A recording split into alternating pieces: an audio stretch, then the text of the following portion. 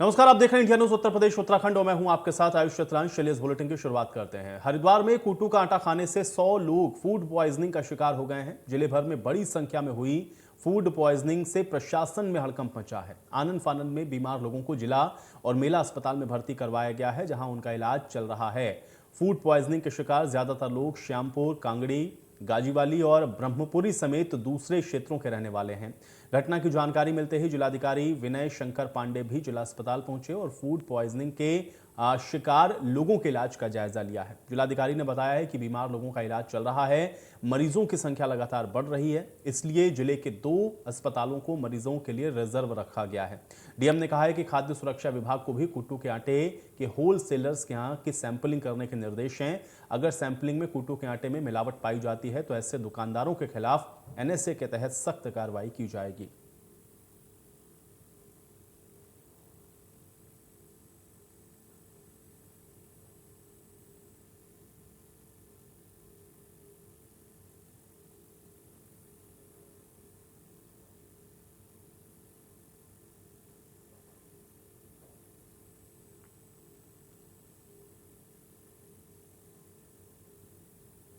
तो हरिद्वार में कूटू का आटा खाने से 100 लोग फूड पॉइजनिंग का शिकार हो गए हैं, जिनको अलग अलग अस्पतालों में भर्ती करवाया गया है और 2 अस्पतालों को इसके लिए स्पेशली डेडिकेटेड किया गया है। अब खाद्य सुरक्षा विभाग की कार्यशैली पर सवाल उठ रहे हैं।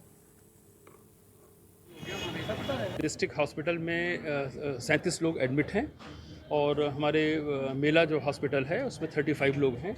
कुल मिलाकर भी 72 पेशेंट्स यहाँ पर एडमिट हैं। कोई भी क्रिटिकल नहीं है और सभी का स्वास्थ्य का परीक्षण लगातार किया जा रहा है। डॉक्टर्स की टीम और हमारी जो पैरामेडिकल स्टाफ है लगातार उनकी चेकिंग कर रही है। कोई सीरियस नहीं है, ये नॉर्मल फूड पॉइजनिंग है और मुझे उम्मीद है कि जल्दी ही लोगों को हॉस्पिटल से छुट्टी मिल जाएगी।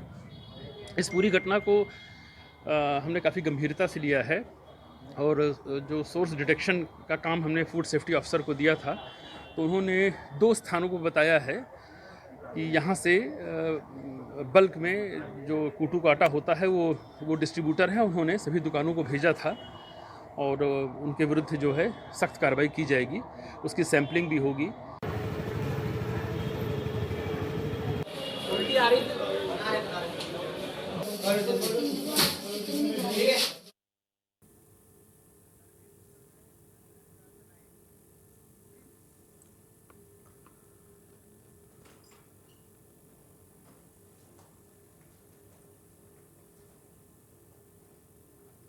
और चलिए इसी पर बातचीत करते हैं। धर्मेंद्र हमारे साथ, हमारे सहयोगी जुड़ रहे हैं जानकारी के साथ। धर्मेंद्र, 100 लोग फूड पॉइजनिंग का शिकार हुए हैं, अभी फिलहाल क्या अपडेट है इस पूरे मामले में?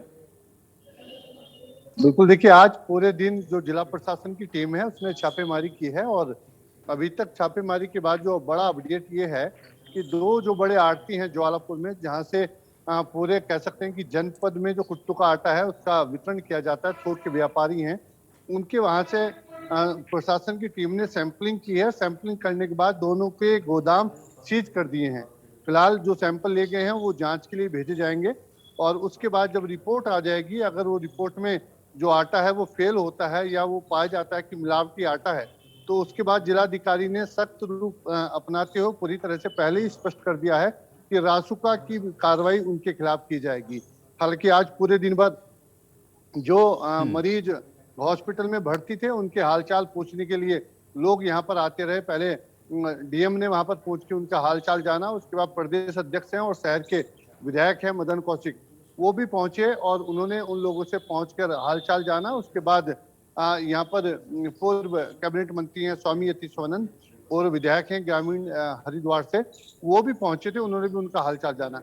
तो ये भी एक पूरे दिन घटनाक्रम चलता रहा कि लोग वहां पहुंचते रहे और उनका हालचाल जानते रहे। लेकिन सबसे बड़ी बात यह है कि जितने भी मरीज वहां पर भर्ती हैं, किसी की भी जो स्थिति है ज्यादा क्रिटिकल नहीं है, सब सामान्य है। हो सकता है कि कुछ आज अभी वहां से रेफर घर के लिए डिस्चार्ज कर दिए जाएं, कुछ लोग सुबह कर दिए जाएंगे। अभी सभी की स्थिति स्थिर बनी हुई है, कोई गंभीर पेशेंट इस समय यहाँ पर नहीं है। डॉक्टरों का कहना है कि सब नॉर्मल है, किसी की स्थिति ज्यादा खराब नहीं है। लेकिन सबसे बड़ी बात यह है कि ये जो कुट्टू का आटा, अभी चूंकि नवरात्रि का कल पहला ही दिन था और पूरे अभी नवरात्रे बाकी हैं और जनपद में पहले ही दिन इतनी बड़ी घटना हो गई है, तो जो लोग नवरात्रों का व्रत रखते हैं उसके बीच में वो कुट्टू के आटे खाने का एक लोग खाते हैं, उसकी जो बने खाद्य पदार्थ हैं। ऐसे में अगर इस बिक्री पे रोक नहीं लगती है तो बहुत बड़ा आगे भी चल के अभी पूरे नवरात्रों में नुकसान हो सकता है। तो जो दो बड़े यहाँ पर जहाँ से स्टॉक है, जो बड़े आड़ती हैं जो पूरे जनपद हरिद्वार में सप्लाई करते हैं, तो फिलहाल उनके वहां से सैंपलिंग की गई है। सैंपलिंग करने के बाद टीम ने और जिलाधिकारी के आदेश के बावजूद दोनों के गोदाम को सील कर दिया गया है। जी बिल्कुल, लेकिन धर्मेंद्र एक चीज बताएं, चूंकि अभी नवरात्रि का आज दूसरा ही दिन है और अभी आगे भी ये देखना है, चूंकि अब ये पता नहीं चल पा रहा है कि ये आटा दरअसल कहां से आया और किस तरह से इसको डिस्ट्रीब्यूट किया गया। क्या उस विषय में खाद्य आपूर्ति जो विभाग है वो आपको कोई प्रयास करता हुआ दिख रहा है? क्योंकि जहां जहां ये पहुंच गया होगा, अगर वहां पर भी लोग इसका सेवन करेंगे तो हो सकता है कुछ और खबरें या किसी और जनपद से भी इस तरह से सुनने को मिले। इस विषय में कोई और जानकारी है पुख्ता? देखिए, ये जो प्रोसेस है थोड़ा, एक तो अभी अगर मान लो वो मिलावटी आटा हुआ जहां से सैंपलिंग की गई है, जो दो बड़े आड़ती हैं जहां से जनपद में और आसपास के जनपदों में सप्लाई होता है, तो इसमें एक सुस्त प्रक्रिया ये भी कह सकते हैं कि यहाँ से सैंपल लिए जाते हैं और रुद्रपुर उधम सिंह नगर में लैब है उत्तराखंड की, वहां सैंपल जाते हैं और सैंपल जांच होने के बाद आने में उसमें थोड़ा समय लगता है। तो हालांकि अभी अर्जेंट में सैंपल भेजे गए हैं, लेकिन फिर भी समय उसमें लगेगा। लेकिन आटा कहाँ से लिया गया था, जो प्रथम दृष्टया ये है कि ये ही बड़े दो गोदाम है जहां से पूरे जनपद में आटे की सप्लाई होती है। चलिए धर्मेंद्र, फिलहाल के लिए बहुत शुक्रिया इस बातचीत और जानकारी के लिए। बढ़ेंगे आगे। देहरादून से खबर है, उत्तराखंड में इसी सत्र से लागू होगी राष्ट्रीय शिक्षा नीति। ये बड़ी जानकारी आप तक हम पहुंचा रहे हैं और इसी सत्र से राष्ट्रीय शिक्षा नीति को लागू कर दिया जाएगा। तो धन सिंह रावत की तरफ से यह कहा गया है कि इसी सत्र से लागू की जाएगी राष्ट्रीय शिक्षा नीति और ड्राफ्ट सप्ताह भर के अंदर तैयार करने के निर्देश दिए गए हैं। शिक्षा मंत्री डॉक्टर धन सिंह रावत ने अधिकारियों को इसको लेकर के निर्देशित कर दिया है।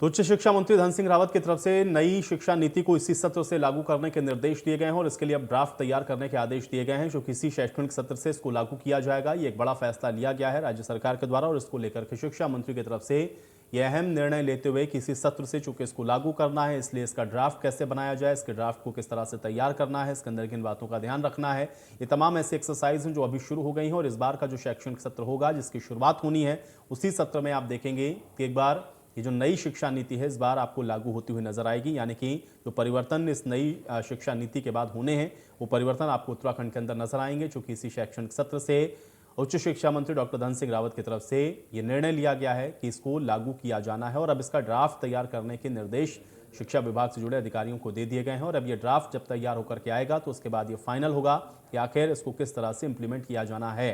क्योंकि अभी ड्राफ्ट तैयार होना है और ड्राफ्ट तैयार होने के बाद अब इसको लागू किया जाना है और इसी नई शिक्षा नीति को इसी सत्र से लागू किया जाना है और इसके ड्राफ्ट तैयार करने के निर्देश दे दिए गए हैं। और इसी पर चलिए बातचीत करते हैं। रोहित हमारे साथ, हमारे सहयोगी जुड़ रहे हैं। रोहित, क्या जानकारी है? इसी सत्र से नई शिक्षा नीति को लागू करना है, शिक्षा मंत्री ने इसको लेकर के ड्राफ्ट बनाने के भी निर्देश दिए हैं, क्या जानकारी है? नई शिक्षा नीति हुआ है, यानी कि उसका शुभारंभ भारत सरकार ने कर दिया है, इसी साल शुभारंभ किया है। तो ऐसे में अब सभी राज्य जो है नई शिक्षा नीति को अडॉप्ट करने की कवायद में जुट गए। इसी क्रम में उत्तराखंड राज्य की बात करें तो उत्तराखंड राज्य सरकार ने फिलहाल जो शिक्षा मंत्री धन सिंह रावत हैं, उन्होंने इस बात अधिकारी को निर्देश दे दिए हैं कि जो नई शिक्षा नीति भारत सरकार ने बनाई है उसको उत्तराखंड राज्य अडॉप्ट करेगा। तो इसको लेकर के प्रक्रिया शुरू कर दी कि जो नीति बनाई गई है वह पूरे देश भर को ध्यान में रख के बनाई जाती है। इस बीच हमारे साथ कैबिनेट मंत्री धन सिंह रावत जुड़े हुए हैं, मैं उनका ही रुख कर लेता हूं। धन सिंह रावत जी, बहुत स्वागत है सबसे पहले तो आपका इंडिया न्यूज में। सर, आपसे जानना चाहूंगा, नई शिक्षा नीति को इसी सत्र से लागू करने के लिए ड्राफ्ट बनाने के निर्देश दिए गए हैं, इसको किस प्रकार से देखा जाए और क्या निर्देश हैं इसके अंदर? देखिए, मैं सबसे पहले तो देश के यशस्वी प्रधानमंत्री जी का धन्यवाद दे रहा हूं, अपने शिक्षा मंत्री जी का भी आभार व्यक्त करना चाहता हूं कि कई वर्षों के बाद जो है राष्ट्रीय शिक्षा नीति जो है पूरे देश में उनके सुझाव लिए गए और उसको लागू किया गया। और अब प्रदेशों की बारी थी, तो मैंने कार्यभार संभालते ही जी ये निर्णय किया है कि हम इसी शैक्षिक सत्र से अपने प्रदेश में नई शिक्षा नीति, जो हमारी राष्ट्रीय शिक्षा नीति है, उसको लागू करेंगे। और उसके लिए पूरी तैयारियां युद्ध स्तर पे चल रही हैं। और पहले हम प्री बेसिक पे इसको लागू करेंगे, फिर बेसिक में करेंगे, फिर जूनियर हाई स्कूल में करेंगे, फिर इंटरमीडिएट में करेंगे और फिर जो है अपने उच्च शिक्षण संस्थानों में करेंगे। तो पूरी तैयारी चल रही है और मुझे आशा और विश्वास है कि हम जुलाई से जो है अपनी जो NEP है, नेशनल एजुकेशन पॉलिसी, उसको लागू कर देंगे। बिल्कुल, लेकिन धन सिंह रावत जी, इसको प्रदेश के लिहाज से आप कितना महत्वपूर्ण मानते हैं और खास तौर से वो विद्यार्थी जो कि अब इस नई शिक्षा नीति के माध्यम से अब इस नए शैक्षणिक सत्र में इसी के माध्यम से पढ़ते हुए देखेंगे, तो इसको प्रदेशवासियों के लिए भी कितना महत्वपूर्ण आप मानते हैं? देखिए, ये पहली ऐसी राष्ट्रीय शिक्षा नीति है जिसमें कि लाखों लोगों ने अपने सुझाव दिए और सब लोगों ने इस नीति को जो है अप्रिशिएट किया है कि वे इसमें राष्ट्रभाषा को भी जो है हम समायोजित कर रहे हैं, अपनी क्षेत्रीय भाषाओं को भी समायोजित कर रहे हैं, अपने दर्शन को भी समायोजित कर रहे हैं, संस्कृति को भी समायोजित कर रहे हैं। तो हर प्रकार से जो है रोजगार परक शिक्षा भी दे रहे हैं। छात्रों को जो है क्वालिटी एजुकेशन देने की बात हमने की है इसमें, और इतना ही नहीं किया है, चॉइस बेस्ड और क्रेडिट बेस्ड सिस्टम को भी लागू किया जाएगा जी। तो ये बहुत व्यापक दृष्टिकोण से ये जो है बनाई गई है और मैं कह सकता हूँ कि नई पीढ़ी के लिए ये शिक्षा नीति जो है वरदान साबित होगी। बिल्कुल। डॉक्टर धन सिंह रावत जी, एक चीज और मैं आपसे जानना चाहूंगा। देखिए, नई शिक्षा नीति को लेकर के तो आपने 1 हफ्ते का समय दिया है ड्राफ्ट बनाने के लिए, लेकिन चूंकि जिस महकमे को आप संभाल रहे हैं वो वैसे ही अपने आप में बड़ा महत्वपूर्ण है। अभी अगर मैं आपसे समझना चाहूं, चूंकि कार्यभार आपने संभाला है, प्राथमिकताएं क्या हैं? खासतौर से उत्तराखंड के अंदर पहाड़ी राज्य है चूंकि, तो यहाँ पर आपकी प्राथमिकताएं अभी क्या है आगे, और किस तरह से इसको और बेहतर करने के जो प्रयास हैं वो आप लोगों के स्तर पर हो रहे हैं? अगर इस विषय को आप बता पाएं। हमारी 3 प्राथमिकताएं पहली हैं। हमारी पहली प्राथमिकता यह है कि एक टीचर पे 15 विद्यार्थी होने चाहिए जी, बेसिक में जी जी। और इंटरमीडिएट में हमारी यह है कि एक टीचर पे 30 बच्चे हों, और वही डिग्री कॉलेज में भी है। और मुझे आशा और विश्वास है कि हम इस अनुपात को, इस मानक को अपने राज्य में 100% लागू करेंगे जी।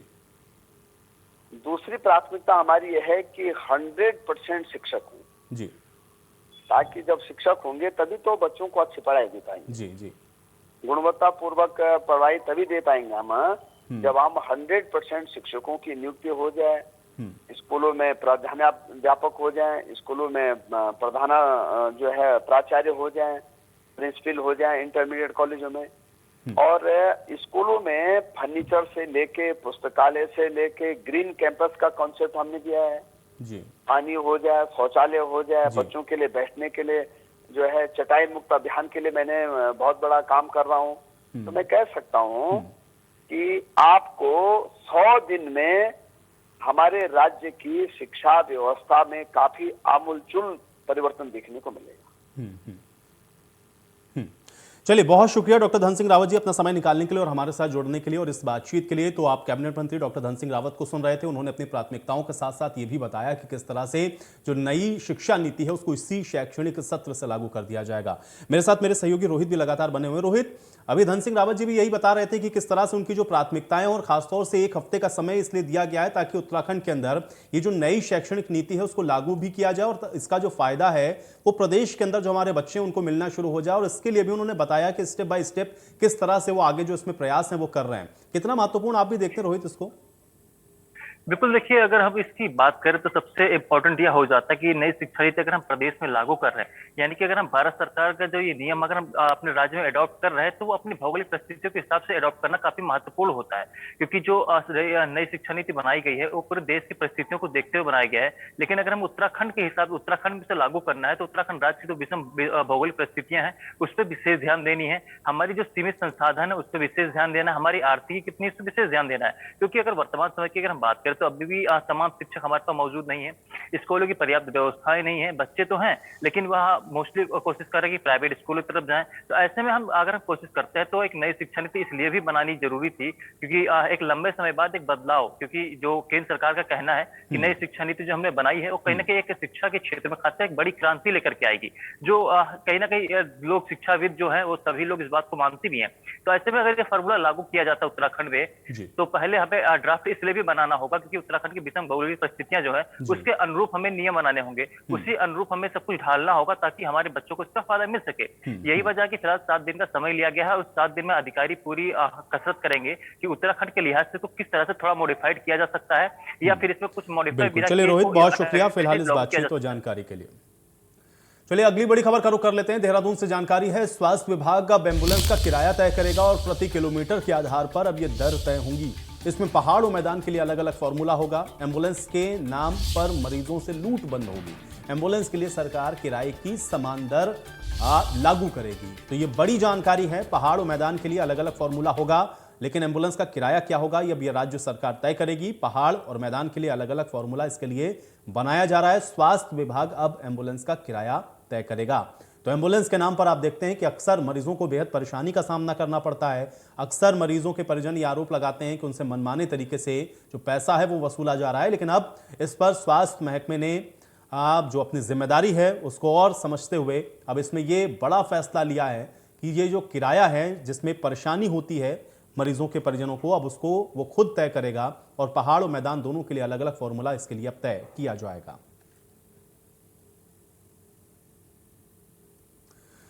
एक और बड़ी जानकारी है, मसूरी से इस वक्त की बड़ी खबर है। कैबिनेट मंत्री गणेश जोशी ने सौगात दी है जिसमें बुराशखंडा पुनर्गठन पंपिंग योजना का शिलान्यास किया है। इसके अलावा योजना को लेकर के क्षेत्रवासियों में अब खुशी की लहर है। लोगों को पेयजल की समस्या से निजात मिलेगी। काफी समय से पेयजल की समस्या से स्थानीय लोग जूझ रहे हैं और इसलिए इस योजना के दोबारा से शुरू होने से अब लोगों को इस समस्या से निजात मिलने वाली है और इसको लेकर के अब क्षेत्रवासी काफी उत्साहित नजर आ रहे हैं, क्योंकि काफी समय से पेयजल की समस्या से इस इलाके में लोग जूझ रहे थे और मसूरी में कैबिनेट मंत्री गणेश जोशी ने ये बड़ी सौगात दी है। तो बुराशखंडा पुनर्गठन पंपिंग योजना का शिलान्यास किया गया है और योजना को लेकर के क्षेत्रवासी खुश हैं कि अब काफी लंबे समय से जिस पेयजल की किल्लत से लोग जूझ रहे थे, पेयजल की समस्या से लोग परेशान हो रहे थे, अब उसका निराकरण हो रहा है, उससे निजात मिल रही है और इलाके में इसके बाद खुशी की लहर देखने को मिल रही है। मसूरी से जानकारी है, कैबिनेट मंत्री गणेश जोशी ने ये बड़ी सौगात दी।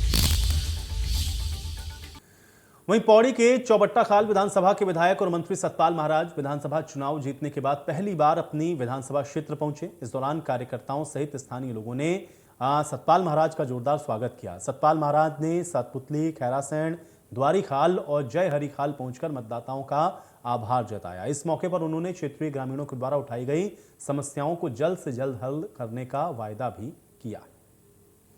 रोजगार बच्चों को जो है जीत है और जनता ने और कार्यकर्ताओं ने जो है दिन रात संघर्ष करके कमल खिलाया है। मैं सबको धन्यवाद ज्ञापित करना चाहता हूं और केंद्र के जो हमारे नेता हैं उन्हें भी धन्यवाद ज्ञापित करना चाहता हूं, जिन्होंने लोक निर्माण विभाग और पंचायती राज जैसे भारी भरकम विभाग मुझे दिए हैं। उसके अंदर निश्चित रूप में हमने त्रिस्तरीय विकास के लिए हमने जो है आदेश दिए हैं और खाली जो पद हैं वो भरे जाएं, जिससे कि हमारे बेरोजगार बच्चों को जो है रोजगार मिल सके, उसके आदेश हम। तो उत्तराखंड में चारधाम यात्रा के कपाट खोलने को अब कम समय बचा है और यमुनोत्री राष्ट्रीय राजमार्ग के हालात अभी भी खस्ता हैं। यमुनोत्री राष्ट्रीय राजमार्ग पे ऑल वेदर कंपनी का निर्माण धीमी गति से चलना लोगों के लिए मुसीबत का सबब बना हुआ है। यमुनोत्री राष्ट्रीय राजमार्ग पे खरादी से लेकर किसाला, खनेड़ा और जानकी चट्टी तक जगह जगह स्थिति सड़क की बेहद खराब है। राष्ट्रीय राजमार्ग की यह खराब स्थिति यात्रा सीजन में मुसीबत का कारण भी बन सकती है। हालांकि यमुनोत्री विधायक संजय डोभाल ने इसकी सूचना मुख्यमंत्री पुष्कर सिंह धामी को दी है, लेकिन अब इस मार्ग को दुरुस्त होने के सिर्फ कयास हैं। उम्मीद लोग फिलहाल तोड़ चुके हैं।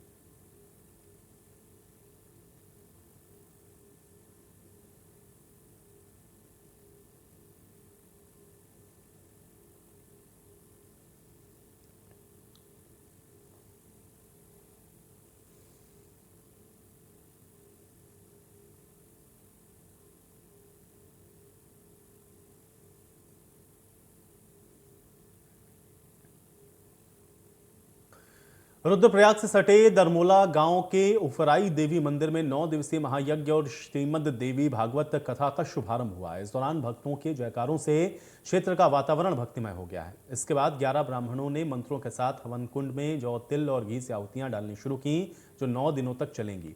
मंदिर समिति ने अधिक से अधिक भक्तों से मंदिर में पहुंचकर पुण्य अर्जित करने की अपील की है। आगामी 9 अप्रैल को भव्य जल कलश और 10 अप्रैल को पूर्णाहुति के साथ महायज्ञ का समापन किया जाएगा। भगवती के प्रांगण में, उग्रय देव के प्रांगण में आज से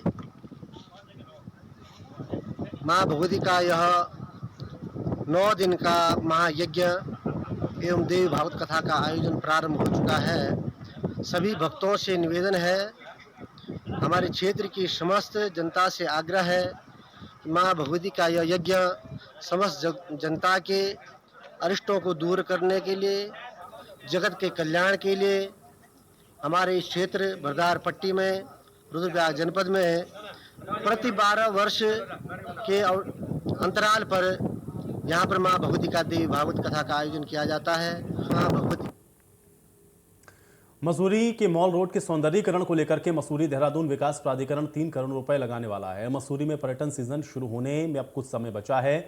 ऐसे में मुख्य सचिव उत्तराखंड एस संधू के द्वारा मसूरी देहरादून विकास प्राधिकरण को मसूरी के सौंदर्यीकरण करने के निर्देश दिए गए हैं।